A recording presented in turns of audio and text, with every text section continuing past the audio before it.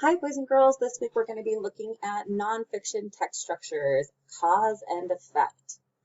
Nothing ever happens without a reason or without some kind of consequence.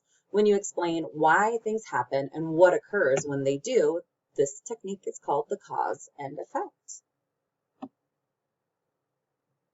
So if we look over here, we have a volcano and it erupted. So this was the cause, and the effect was scientists were able to study it, or it could be lava got everywhere because of the volcano erupting. Cause is why something happens. The effect is the result of what happened. Because effects always have causes, and causes always lead to effects. We rarely see one without the other. It started to rain. That's the cause. So the effect is we couldn't have a picnic unless we wanted to sit in the rain, which would be a soggy picnic basket.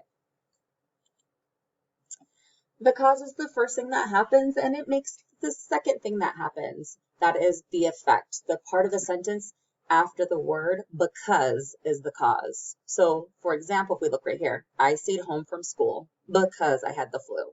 So if we look at this, the effect is I gotta stay home. The cause was I had the flu. I think I'd rather go to school any day. But I'm also a teacher, so I love school. The effect is the second thing that happens. The effect answers the questions, what happened? What was the result? Here's another example. James was going too fast and fell off his bike.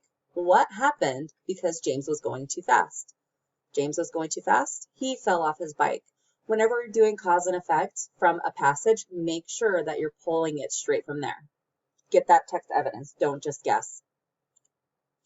So this week in your OLS, you will be looking at the many colors of birds, and it will have some cause and effect in there. So please make sure you pay attention to those signal words. We've talked about signal words, and they're going to really help you.